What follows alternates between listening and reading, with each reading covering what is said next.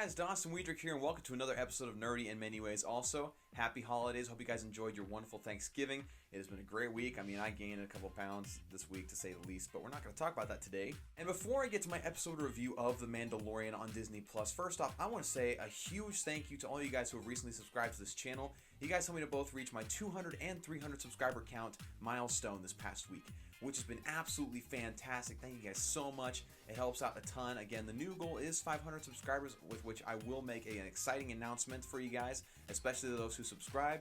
And if you're new to the channel, definitely subscribe, ring that little bell, and make sure that you guys get my latest content every single week. Alright, so as I mentioned before, today is an episode 4 review of The Mandalorian. Now, again, I have loved this series so far. I feel like everybody else who has watched this series so far has absolutely enjoyed it to the max. It has been fantastic. It's felt like a more in-depth telling of a Star Wars world than we've had in a long time. And again, it's just a fantastic show. And so it continues with episode 4. And we left off in episode 3 where Mando has taken what we call Baby Yoda with him and is basically on the run from bounty hunters and Imperial stormtroopers alike. And we open up with Mando flying around space with Baby Yoda, trying to find a safe place to, I guess, lodge for a little bit to get away from all the bounty hunters and everybody on their tail. And so they find this very lowly inhabited planet, and there they run into Cara Nune, who is a rebellion veteran who basically was part of the cleanup crew of Endor and everything, and basically she just kind of retired and wanted to find her own little place and just kind of get away from everything and just, lay low for a while. And the planet that both Mando and Cara are on have this one little village that has been attacked by these raiders, and something that's like massive and makes the ground tremble when it walks towards them. We don't really see what it is yet, but again, it's a very interesting situation. We see it a lot of times in different shows where a hero will encounter a little small village, they're in trouble, they help them, and they help everybody figure out what they're doing, and that's exactly what this episode is. And it's actually interesting because the raiders in this planet, they kind of look like the bad guys from Ewok's Battle for Endor, if you remember those two terrible movies, but they kind of remind me of those guys. And basically, Mando and Cara Nune don't get off on the right foot very well. They actually fight each other because they have a little bit of a misunderstanding, but they end up understanding that neither one is after the other. I mean, Cara thought that Mando was simply a bounty hunter sent to go after her because she's a member of the rebellion. And so they end up solving that pretty quickly, and then you get a cute little shot of Baby Yoda drinking a little cup of tea, and he's just standing there, so short and cute, I can't take it. So they end up making their way to this village, where they run into this lady named Omera. Omera is a widow in this village, and basically, like I said before, they have this problem with these raiders coming in, taking all of their crops, and basically just ruining their lives.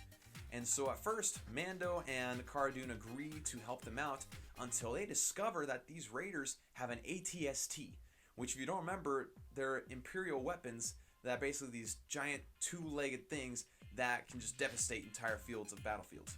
And so once Mando and Cara learn this, they are very quick to decide, yeah, we can't help you because this thing is just massive. I mean, ATSTs they're not something to be trifled with. And so they're about to leave, but then Mando gets the idea from a couple of people in the village to, I guess, teach them how to protect themselves, to teach them how they can get rid of their own problem.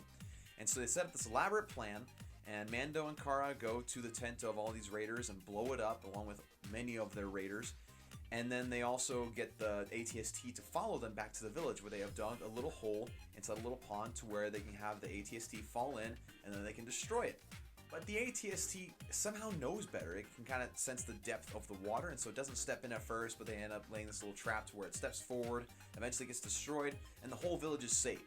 The whole battle is actually kind of quick. I mean, it's very well done, very, very entertaining, but it's not necessarily an essential part of the story of this episode. After the battle, Mando sees that Baby Yoda has really gotten along with all these children in this village, and he's really considering, in fact, decides to leave Baby Yoda there because he feels like he'll have a happy life, a better opportunity to just enjoy life in general. And Mando is torn about this because you can tell he really likes this woman, Omera, the widow that we mentioned before, and she definitely has it in for him.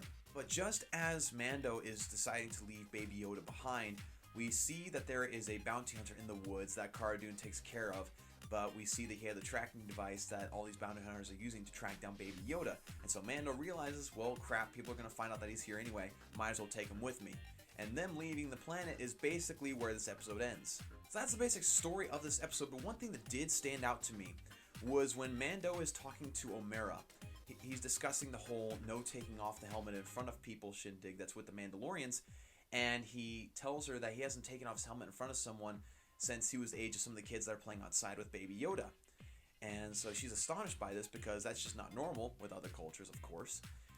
But we learn that Mando wasn't born into the Mandalorian culture. I mean, maybe I should have picked up on this before with the different flashbacks that he has with him and his family being attacked by droids, but it didn't really strike me until he pointed that out. He said that the Mandalorians took him in, and he was very grateful for that, and he has been wearing the helmet ever since. So it's definitely a very interesting thing to point out, because up to this point, it kind of makes sense. He doesn't necessarily act like all the rest of the Mandalorians we've seen in the Star Wars universe, like Jango and Boba Fett. Then again, they haven't had enough screen time to really get a good comparison, but you can still sense that kind of difference, and it's made manifest in the revelation that he wasn't raised necessarily in the Mandalorian culture, at least until a certain age.